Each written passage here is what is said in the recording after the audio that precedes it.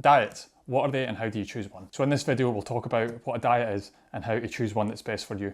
These flowers are fucking stinking. So the meaning of diet is a way in which a person habitually eats. I have a big bugbear about choosing your diet because why can we not just call it eating? Nowadays we have to label absolutely everything that we do, like being a flexitarian. A flexitarian is a person who just eats meat sometimes and the majority fruit and veg. That is just fucking normal eating. Also, some people don't like to habitually eat the same things. You know, people like variety and they eat different times in the day just because that is how their day goes. So the word diet really fucking annoys me, but it's the most common word for a method of eating, so that's what we're going to go with. People associate the word diet with trying to lose weight, and that's not really the case. So not all diets or methods of eating are to help lose weight. Some people use it as a way of living and they've followed it for years. But nowadays with all these diets, we have our own little diet camps. They're like cults. They're a bit more like football teams. So on a whiteboard, it looks something like this. So this is the current state of affairs, or current state of diets. So it's now gone to the point where people will judge each other based on what they eat, which is absolutely mental, isn't it? It's like small countries defending themselves, defending their wee territories. So like football or any women-based sports that people watch, if you don't follow your team, you're a bellend. And then you get into arguments about who's the best. And then you go at each other if something goes wrong or somebody loses or anything like that. Which happens a lot if you're a Hib supporter or a Scotland supporter. So what these hardcore dieters basically do in each of their little groups is judge you for what you're eating, because it's their way of living. It's not a diet, you know, it's a lifestyle. And then there's a bit of aggro, so what happens is somebody will, in the carnivore diet, holy fuck, they threw a bit of broccoli at me. They throw a bit of liver back, or, you know, they throw a bit of an avocado, and they're like, fuck you, and throw a bit of eyeballs or brains back. And it can become quite heated, especially in the comment section on social media. Just to explain, we might be able to like save the world at some point, but anyway, got carnivore dieters. Within the big carnivore group, you have the small inner groups of that, which is like carnivore diets that eat fruit, carnivore diets that only eat meat, and carnivore diets that eat fruit and veg. And then you've got, if it fits your macros over here, you've got paleo, you've got vegetarians, and you've got vegetarians that eat eggs and honey and the animal-based products, and maybe in here you can have that stupid fucking flexitarian thing. Quickly. Terribly writing that. I know what it means.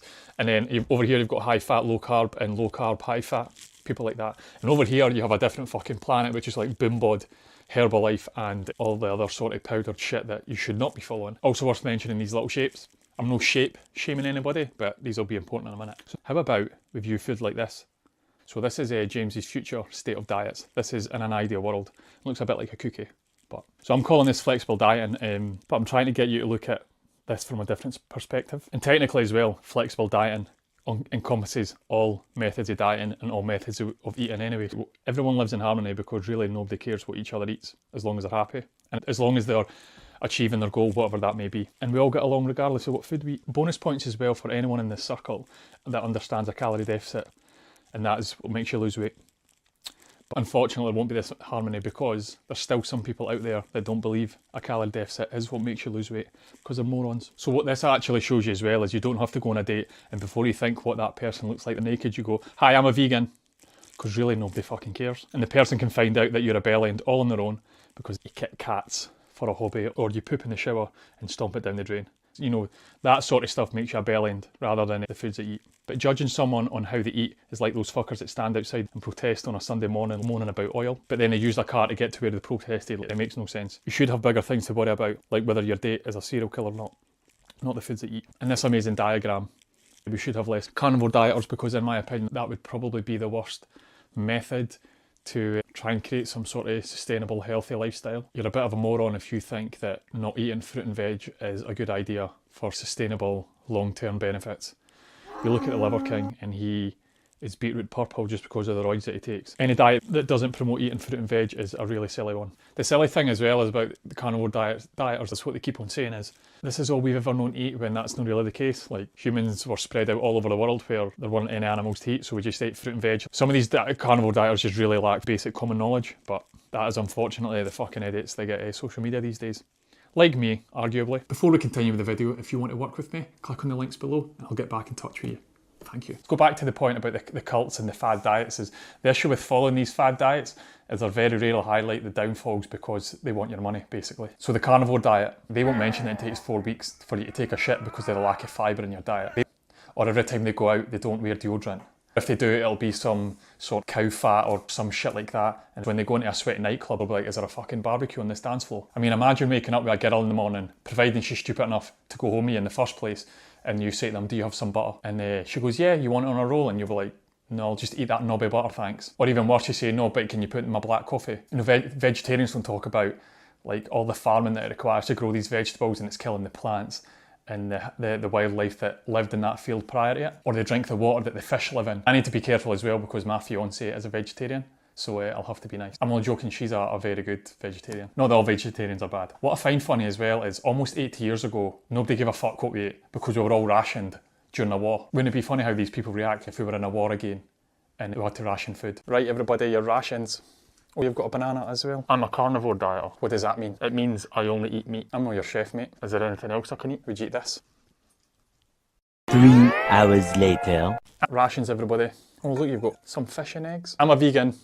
For fuck's sake, no another one. Man, is there anything else that I can eat other than baby fetuses and living creatures? You could eat some grass. So what some of these fad dieters do is eliminate foods when there isn't really inherently anything wrong with them, providing it's in moderation. You know, that they'll cut out the chocolate and they'll cut out the crisps and ice cream and things like that, whereas they can have that in moderation, obviously. But when they start removing a macronutrient, they're obviously missing out the potential benefits of that. And all three of them, protein, fats and carbs, do have benefits to them. Like carnivore diet shout and ball about how ancestors ate things like liver and the eyes and the brains and all that sort of shit. And do you know why they did that? Because there was fuck all else to eat. You know, if you think thousands of years ago and you killed a woolly mammoth, you're not just going to pick bits and pieces of that you fancy, you're going to eat the whole fucking thing. But now it's 2024 and there's actually foods to be enjoyed out there. I would like to think, if you've got a little bit of sense, that if I put a delicious looking tasting burger in front of you, or if I put a pair of balls and a rhino dick in front of you, you would rather have the burger. And then vegetarians, removing things from their life is a lot easier for them because it's ethical.